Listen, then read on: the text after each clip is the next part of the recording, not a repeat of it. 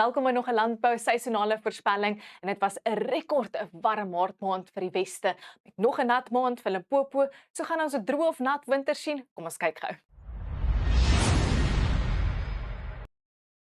Maar 2026 het 'n verdeelde prentjie oor Suid-Afrika gelewer in terme van temperature. As ons kyk na ons temperatuurafwykingskaart, was dit koeler hier in dele van die noorde en die noordooste, in sekere gebiede 4 tot 7 grade onder die gemiddeld, terwyl dit buitengewoon warm was hier in die Oos-Kaap, die Wes-Kaap en veral Kaapstad. Kaapstad het die ergste hitte nog beleef, met temperature wat sommige dae byna 7 grade bo normaal was. Dit het Maart 2026 die warmste maand op rekord vir Kaapstad gemaak. 'n Hele paar maksimum temperatuurrekords vir Maart is op die 10de en 11de gebreek, met Kaapstad wat sy rekord op die 10de en weer die 11de met 42 grade gebreek het. Boonop was dit die langste aaneenlopende hitteperiode op rekord, 9 dae in 'n ry. Wat op die eerste grafiek vir my werklik uitstaan, is nie net hoe ver bo die langtermyn gemiddeld Maart was nie, maar ook hoe skerp en deurlopend die opwaartse neiging in warmtoestande is wat ons tans gedurende herfs beleef.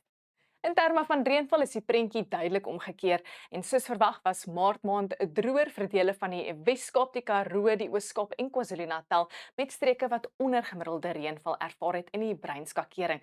Daar is egter 'n uitsonderlike blou kol hier in die Wes-Kaap. As jy mooi kan onthou, het ewige donderstorms opgesteek laat in Maart in die gebied en dit selfs plaaslike oorstromings veroorsaak, veral in die omgewing van Meirinspoort. Met talle foto's en video's wat gedeel is op sosiale media van die vloede.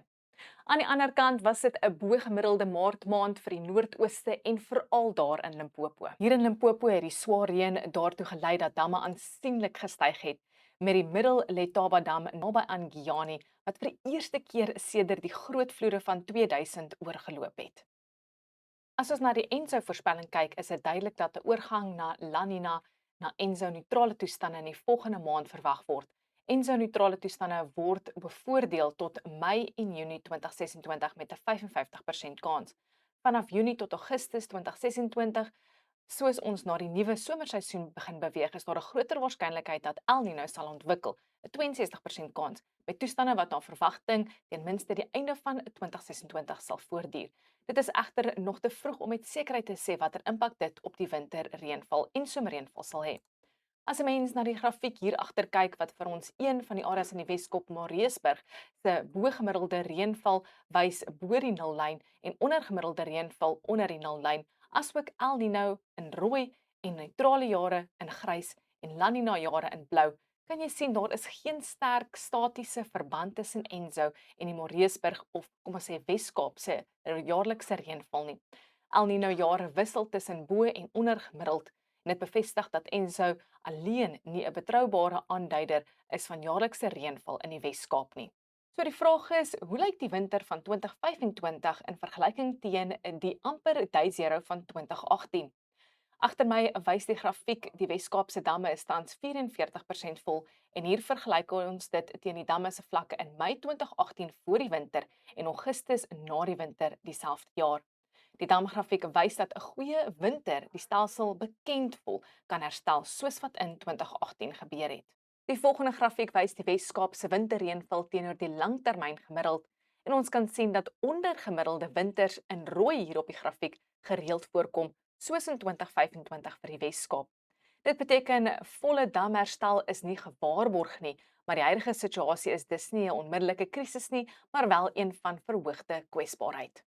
Kom ons kyk nou na ons seisonale voorspelling vir die einde van herfs en die begin van winter en die Universiteit van Pretoria se seisonale voorspelling wys bo-gemiddelde reënval is moontlik hier oor die sentrale en die noordoostelike gedeeltes van Suid-Afrika en ons hoop dit speel veral uit hier in dele van die Karoo met sluitende gedeeltes so Beaufort Wes en die Oos-Kaap waar die Suid-Afrikaanse Weerdiens dieselfde prentjie toon.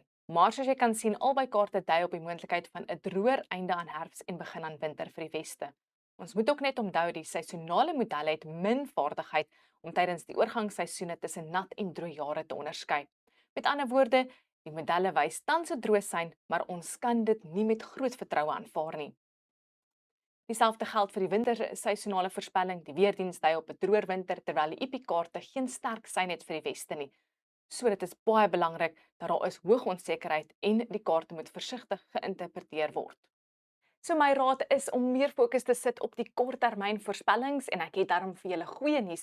Agterby wys ons die reënvalafwykings vir die eerste week in April en ons kan bo-gemiddelde reënval verwag hier in dele van die Noordwes en die Suid-Kaap. Dit is reeds die gebiede wat die reënbrood nodig het met droogtoestande vir die res van Suid-Afrika. Dit is as gevolg van 'n koue front, 'n hoëdrukstelsel en 'n trog wat saamwerk wat stormweer gaan bring vanaf Donderdag en Goeie Vrydag so ver wes so Kaapstad met donderstorm sal beweeg hier oor die binneland van die Wes-Kaap, die Klein Karoo en sal beweeg oor die Suid-Kaap in die tuinroete. Dan sal die stormweer en koeler toestande ooswaarts versprei oor die res van die Oos-Kaap en heelwat later die lang naweek KwaZulu-Natal.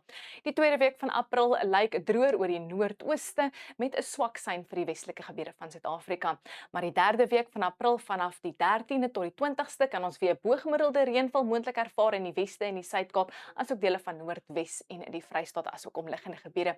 Met ook 'n positiewe prentjie, die einde van April maand kan ons moontlik bo-gemiddelde reënval sien val oor groot gedeeltes van Suid-Afrika. Wel dis al van my af. Dankie dat julle saamluister en dankie aan landbou.com wat dit moontlik maak.